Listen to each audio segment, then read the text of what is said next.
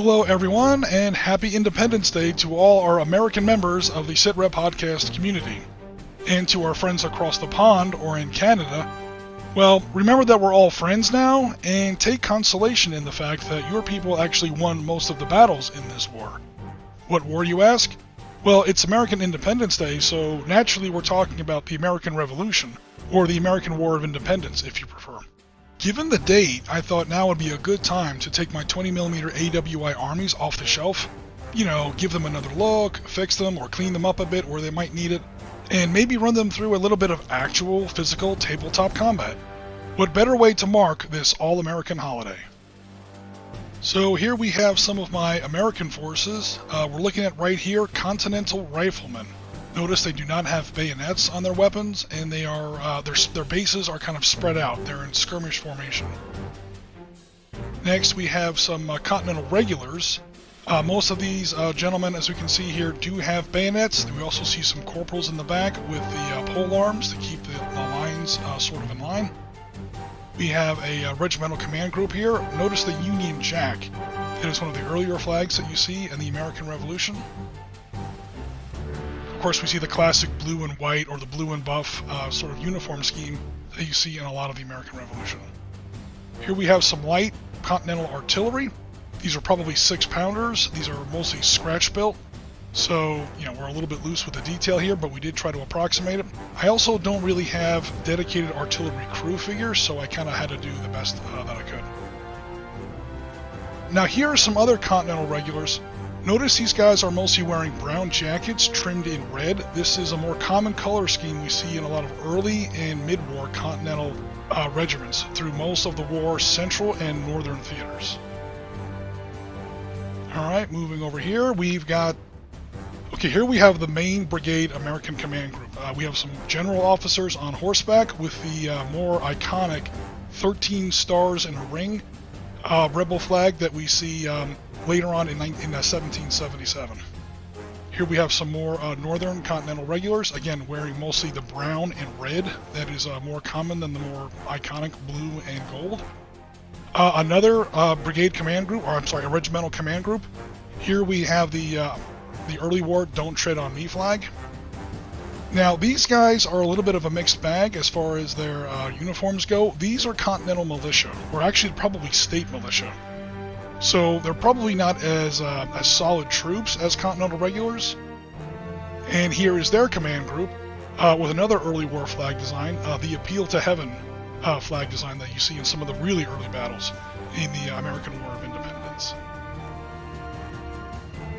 Alright, moving right along. Over here to the American right wing. Just a few more units of American Continental Militia, or State Militia if you prefer. I mean, it's going to be up to the scenario whether Continental Militia or State Militia. And yeah, that's pretty much my American force here. We're not really doing a particular battle here. We're just kind of doing a demo game that kind of shows how the American Revolution can work on the tabletop. These are 20mm figures from a variety of sources. I do have them on square bases because square bases are usually a little bit better for rank and file games, like you see in this general period 18th century black powder warfare. Being patriot heroes of American liberty is all well and good. However, as we pan across the battlefield here, they do call it the American War of Independence for a reason, and that implies that there is going to be an enemy to fight against. So we have to have some bad guys. Good, upstanding soldiers loyal to King George III. Right, that's what I meant. But in all seriousness, we do have, of course, some British regiments here on the field. They are the same 20mm scale as my Patriot forces. They are a little smaller. They might be like 18mm heroically scaled. I honestly don't know. I can't remember where I purchased these from. It was like 10 years ago. We've also got some British light artillery on the field. Artillery in the American Revolution was often very, very light. The road structure was really bad. There weren't a lot of bridges. There were a lot of hills, woods, and mountains, so artillery had to be very, very light. You don't see any really heavy guns until some of the later sieges. We have another British regular force here, along with a command group way back there on horseback. Okay, a quick disclaimer, some of these guys do still need a wash, and we'll get into that a little bit later.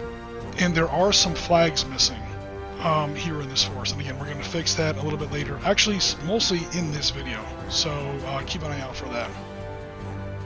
There are 3 basic types of British infantry that we see in the American Revolution. Broadly speaking, we're talking about line infantry, light infantry, and grenadiers. Now, unfortunately, I don't really have the best of miniatures to sort of distinguish or differentiate between those 3 different types, so I have to do it with counters and markings and stuff like that. Also, with most line regiments that we saw in the British Army of this period, those 3 types of troops are sort of mixed together within a single regiment. And I might explain a little bit more about how that works later on in the video.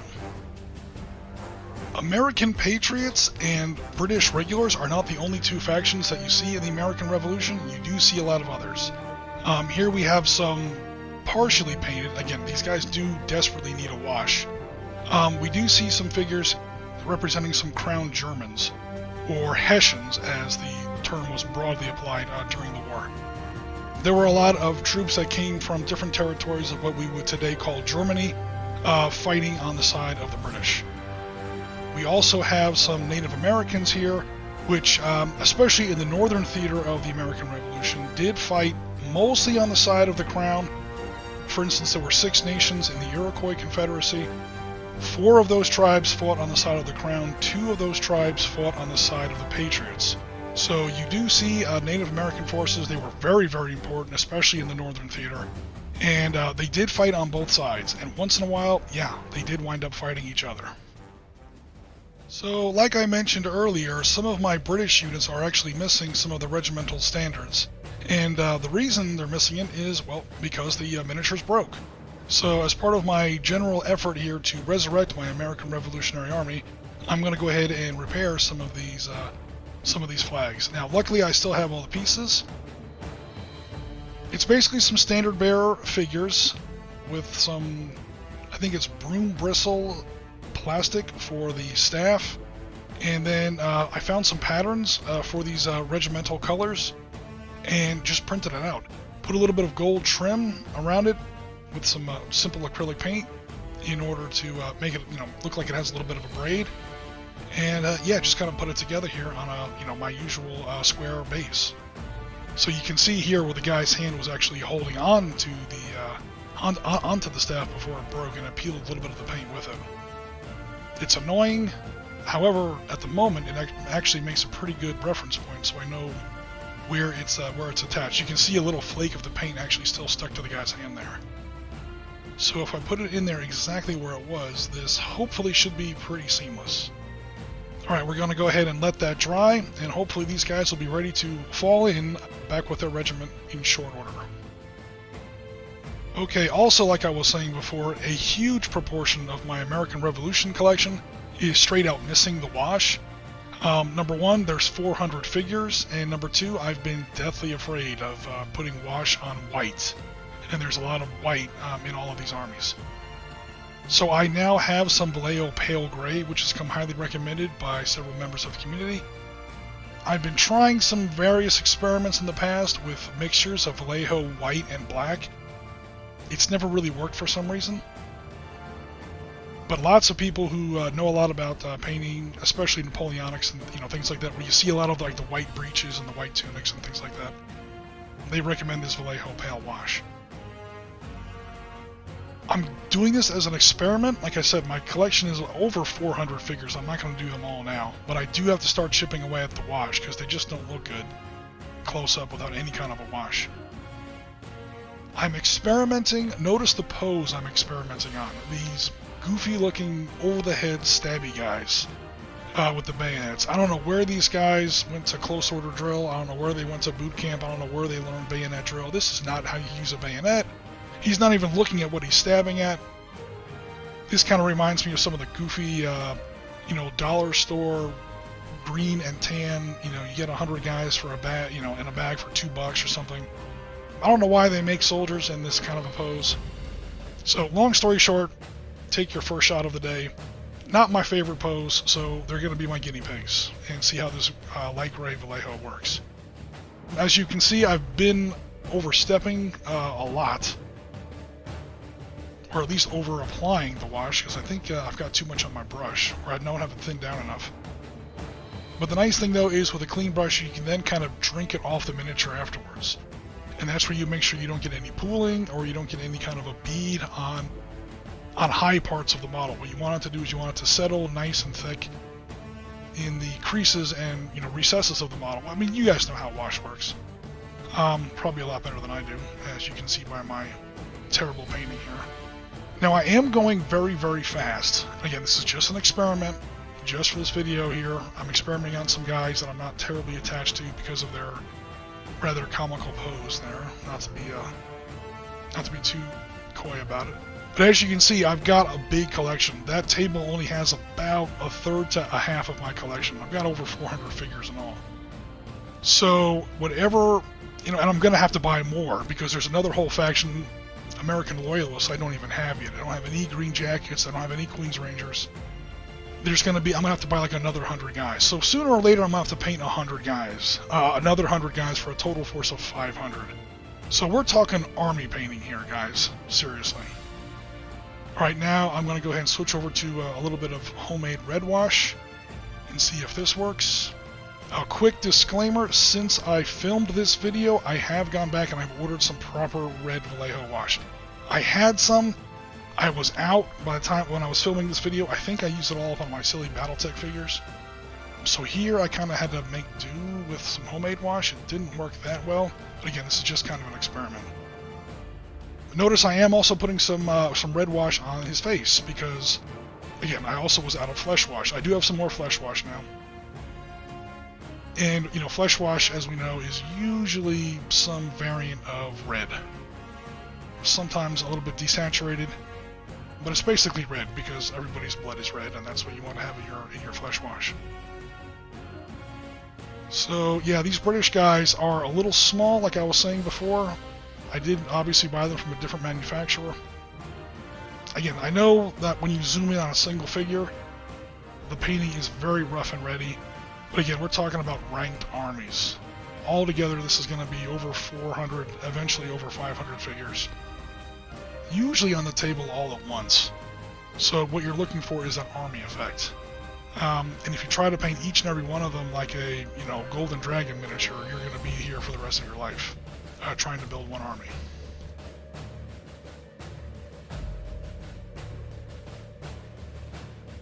The wash is definitely deepening the red of the red coat. It's definitely making it a little more poppy. I'm definitely happy with that part of it, at least. We're not really going to know until it finishes drying. But it's actually not doing too bad so far. I actually can't complain. I am overstepping a lot. I'm going to have to go back and fix these guys. But again, these are the experiments. But I tell you what, if I'm a little bit more careful, I do have a lot of overstepping. Damn it! I'll have to go back and fix that. Yeah, like I was saying, if the army winds up looking, it's already an improvement. I mean, a little bit of wash is better than no wash at all, even if the wash isn't terribly well applied. But it's all good. And let's see here. Yep, a little bit more wash on the last guy's face just to get a little bit of his facial features in there. And yeah.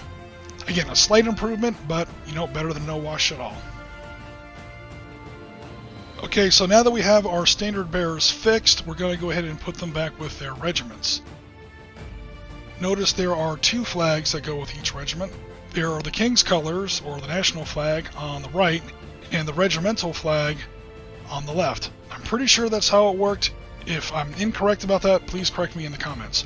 Also notice, the British flag is different in the American Revolution than it is in the Napoleonic Wars or like it is today. So please be careful of that detail. Okay, so what system are we using to actually run these American Revolutionary War games? You guys are going to laugh at me. Please don't laugh too hard, and please hear me out. This is going to maybe sound a little unconventional, but again, hear me out. It does work. And we're looking at Advanced Dungeons & Dragons 2nd edition battle system rules. I think this was published in 1989, 1991, something like that. This is back when they were trying to make AD&D into a war game, or allow you to play very, very high-level characters in more of a battlefield setting. You could literally fight hundreds of people all at once. Now again, kind of an unconventional choice, but again, do hear me out. The game is very flexible, it's very modular, it allows you to build all kinds of stuff into your force. It includes all kinds of human troops, which do actually fit into an American Revolutionary War setting with surprising ease, especially when you notice that they have the arquebus. So the arquebus is basically a Renaissance era sort of a matchlock musket, a primitive version of a musket. So you can use that as a basis for your more advanced flintlock musket rules later on in history. It gives different levels of attack dice, armor rating, hits, morale level, movement, stuff like that for different types of troops. We do ignore armor rating. Nobody was wearing chainmail or plate mail in the American Revolution. So I'll explain how that works as well. But overall, the game has a great little system. It's got good rules for melee, which does happen. A British Grenadier with fixed bayonet is basically wielding a spear. A very, very good spear.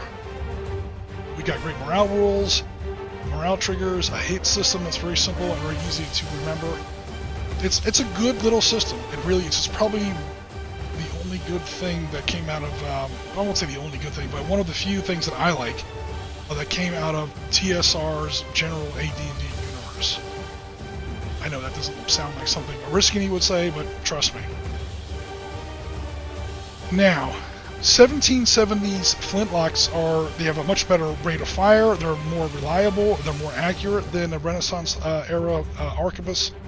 Okay, now we're actually decreasing the lethality in spite of this. Again, this is because we're doing away with the armor rating system.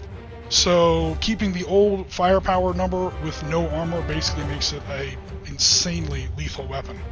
We're also increasing the rate of fire since I want different rate of fires for different American Revolutionary War weapons. We're keeping the ranges, even though these weapons have a higher range. Why? This allows to have your battlefield at a smaller scale. So we allow 20 yards to the inch instead of the original 10 yards to the inch. This allows you to put 20 men to a figure instead of 10 men to a figure, which is again the original battle system scale. So this allows you to put tabletop armies of about 1,500 to 2,500 men, which actually becomes perfect for the American Revolution.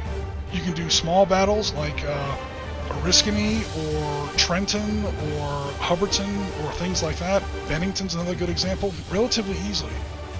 Or you can do small pieces of larger battles like Saratoga, Long Island, Monmouth, things like that. So there is a little bit of a tweak to it. Certainly, we're not playing Dungeons and Dragons here at the American Revolution by any stretch of the imagination. But again, it sounds crazy. But I've run my whole Saratoga series, article series, all the games on that based on this, several other campaigns using this system in the American Revolution. For the scale that I like, believe it or not, it sounds crazy, but I swear to God it works. Trust me.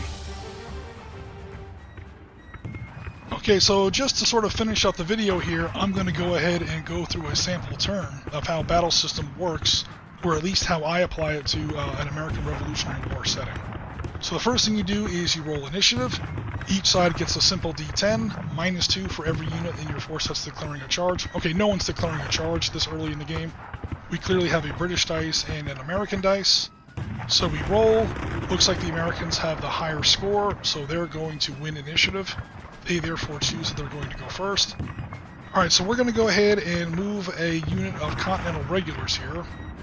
They have a movement rate of 9 inches. And yeah, from here, I mean, you guys know how movement works in a rank and file game. You pick usually a corner unit, you move him 9 inches forward. Battle system allows a 45-degree oblique, left to right. I'm trying to get to where they can cover that bridge, because that bridge, the British are going to cross that bridge. And this game does have what they call pass-through fire, which is sort of like a type of opportunity fire. So I move my first figure forward, and then I'm going to go ahead and reform the unit based on him. Okay, so now this American regiment has gone ahead and completed its move. It's full 9 inches.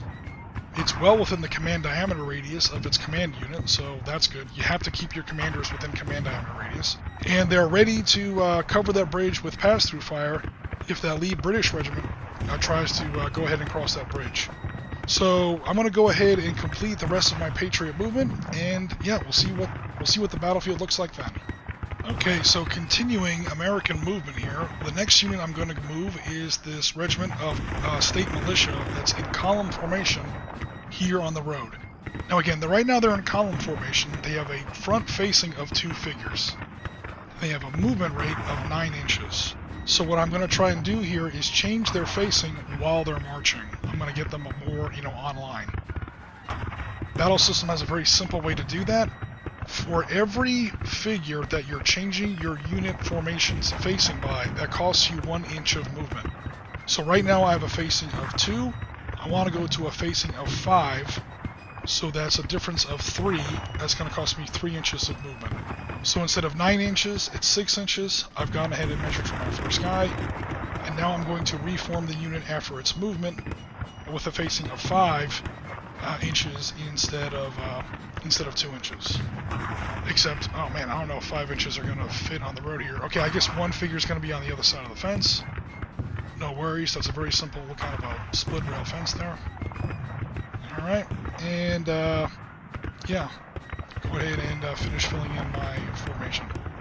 Okay, now what I wanted to show here is that they're all set up. However, they are in range of British artillery over there on that high ground.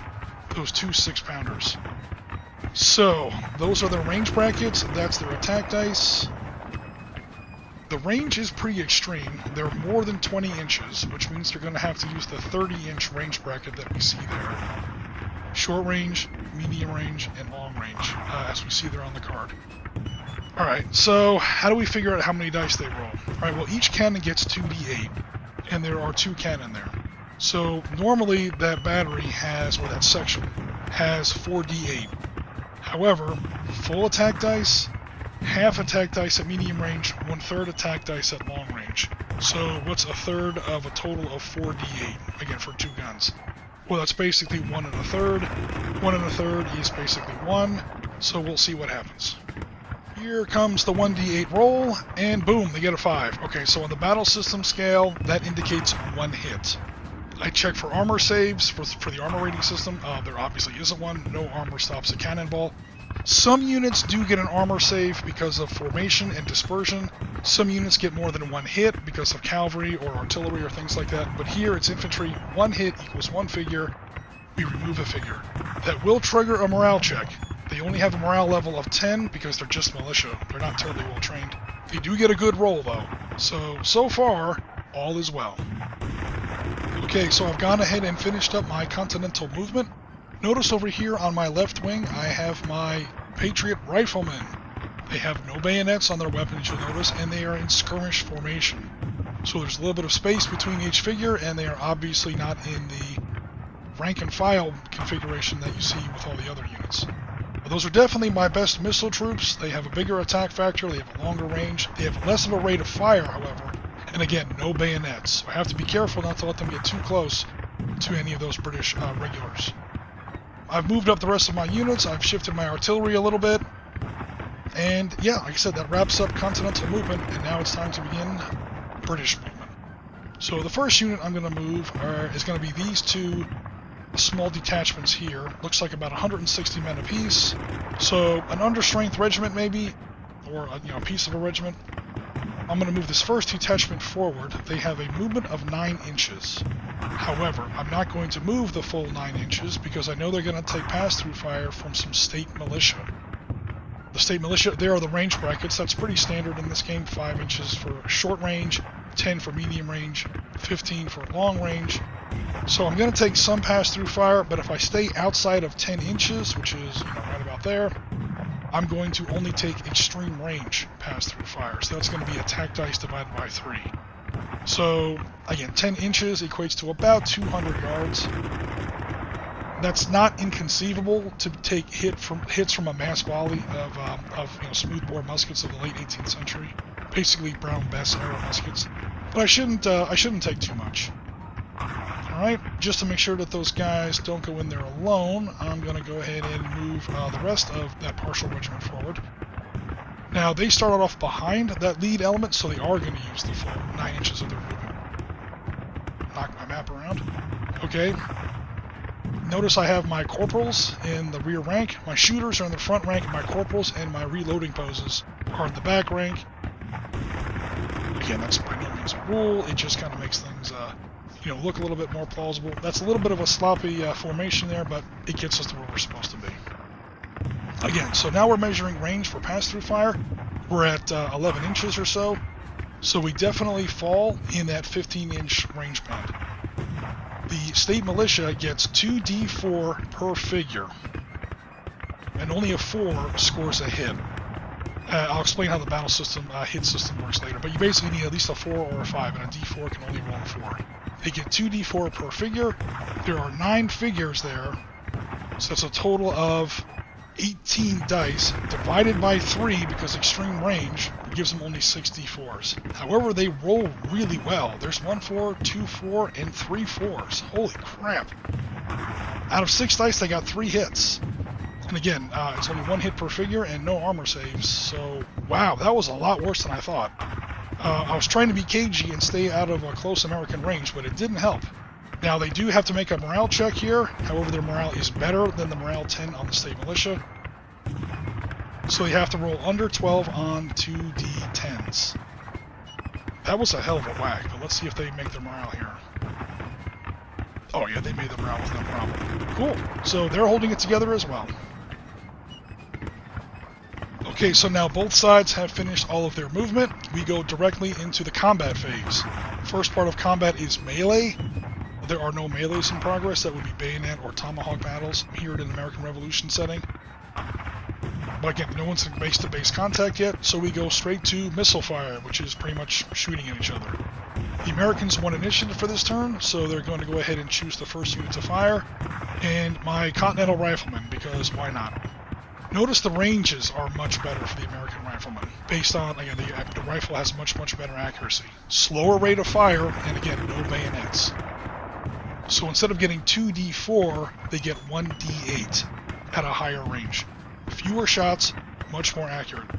They have 8 figures there, but one of them's kind of behind a tree. I'm not going to count him. That's 7 figures at medium range is going to give them a total of 7 is going to reduce by half. That's basically 4. 3.5 rounds up to 4. So that's going to be 4 d8s.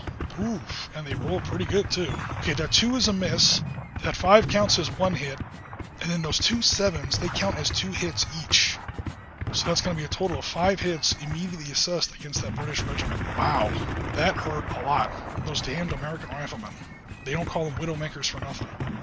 Alright, again, once you get into the missile phase, the 2 sides alternate shooting units. So now the British are going to fire that same unit right back at the American riflemen. They have 11 figures left. So each figure gets 2d4 at point-blank range. However, they're at medium range, at least the closest American riflemen are. So that 22d4 is going to get reduced. Yeah, they're within 10, barely, but it's close enough. So that 22d4 is going to get reduced to 11d4, and again, 4 ups count as hits.